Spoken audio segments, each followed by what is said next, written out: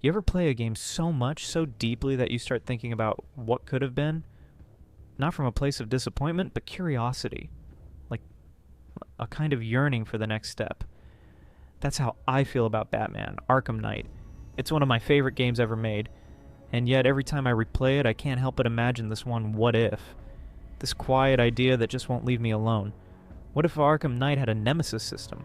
Imagine Gotham City not as a backdrop for scripted encounters, but as a living, breathing ecosystem of rivalries, where every street-level thug you knock unconscious remembers you, or the guy you left dangling from a streetlight in the rain.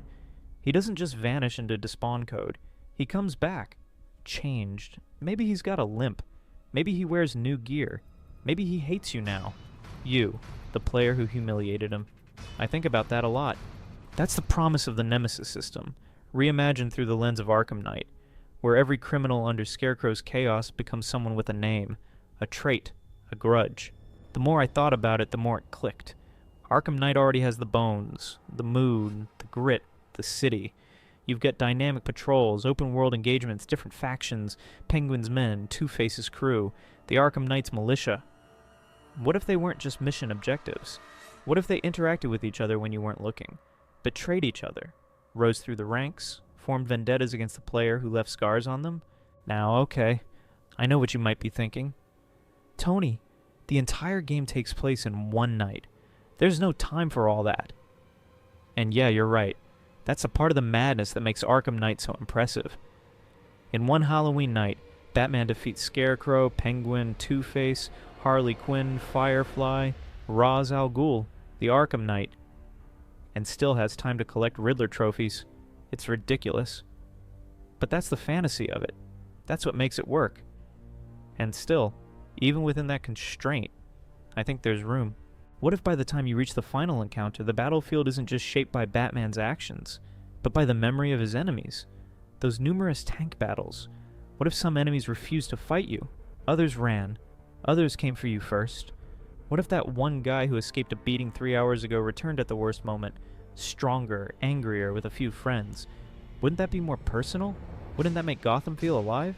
I don't think the Nemesis system would fix Arkham Knight. It doesn't need fixing. It's still a masterpiece of movement, mood, and storytelling, but reimagining it with that layer, it reveals just how much potential open-world games still have when it comes to enemies, not as obstacles, but as characters. Characters who remember, characters who evolve, characters who hate you. You might be wondering, how does that even work in a story that takes place in one night? How do rivalries evolve in just a few hours? It's a fair question, and honestly, I asked it too. But here's the twist. What if the chaos of Arkham Knight isn't a limitation, but fuel? The whole game is built around pressure. It's Halloween night, and Gotham's in freefall. Scarecrow's flooding the streets with fear gas, militia tanks are rolling in, and criminals are crawling out of every shadow. Everything's accelerated, so in this version, rivalries move at the speed of panic.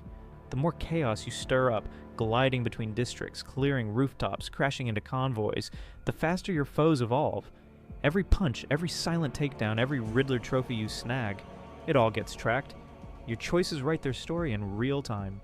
In Arkham Knight, the Predator encounters were chess matches. Pick off enemies from the rafters, use fear, use shadows.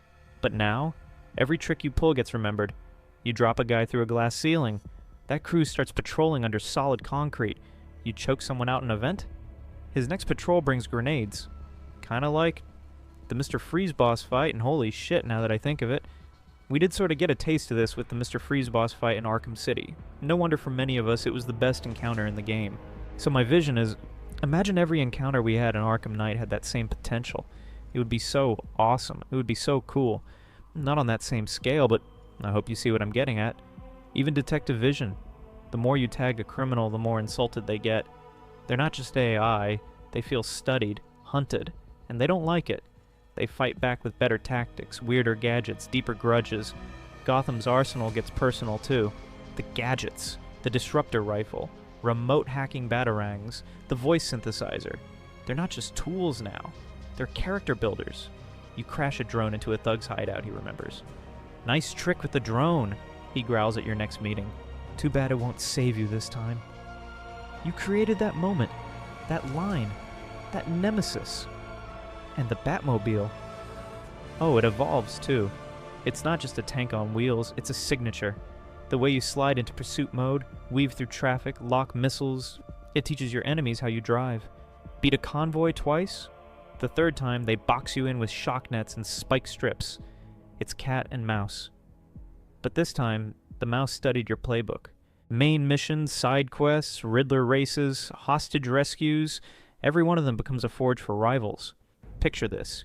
You clear out Ace chemicals, subdue some thugs, leave a few alive. Later in the Wayne Tower assault, one of them reappears. Gas mask strapped tight, voice hoarse with hate. Didn't think I'd remember you, Bat. But he did. Because of you. That's the rhythm of this world.